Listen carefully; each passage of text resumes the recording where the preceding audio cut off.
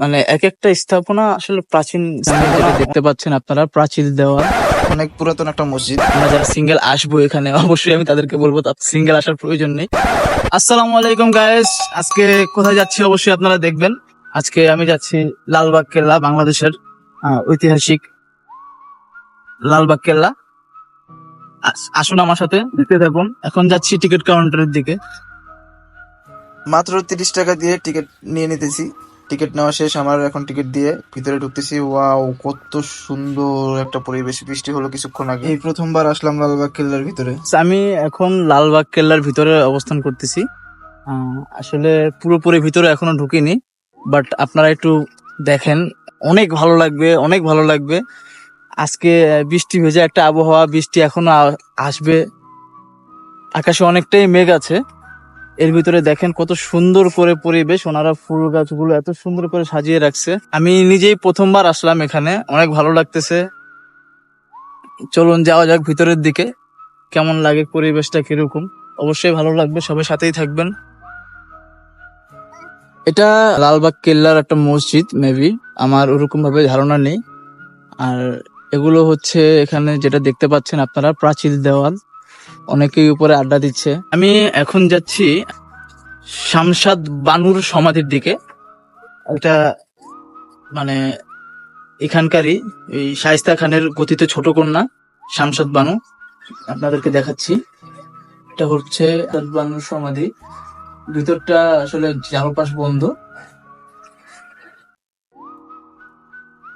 মানে এক একটা স্থাপনা আসলে প্রাচীন স্থাপনা, অনেক সুন্দর। এই যে লালবাগ কেল্লা, এখানে সত্যি বলতে আমি সিঙ্গেল যারা আসি বা আমরা যারা সিঙ্গেল আসবো এখানে, অবশ্যই আমি তাদেরকে বলবো সিঙ্গেল আসার প্রয়োজন নেই, আসলে অবশ্যই ফ্যামিলি নিয়ে আসবেন।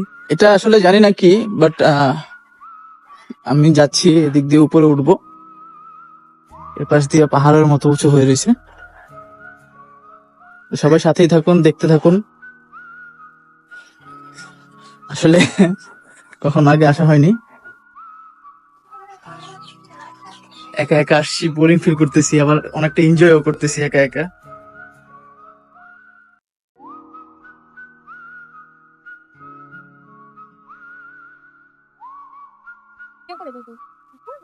ওয়াও, অনেক সুন্দর, মাঠের মতো।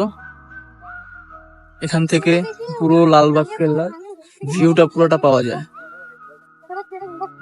গাইস, আমি এখন যে জায়গাটা অবস্থান করতেছি, মানে লালবাগ কেল্লা, এই প্লেসটা থেকে অনেক সুন্দর একটা ভিউ, পুরো লালবাগ কেল্লাটা এখান থেকে দেখা যাচ্ছে। অবশ্যই আপনারা দেখবেন, একটু দেখান প্লিজ।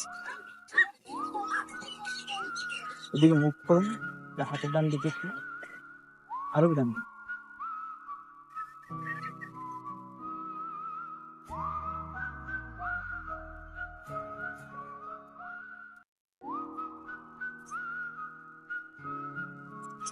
তো যেটা বলতে চাচ্ছিলাম, যারা আসলে এখানে আসতে ইচ্ছুক অবশ্যই আসবেন।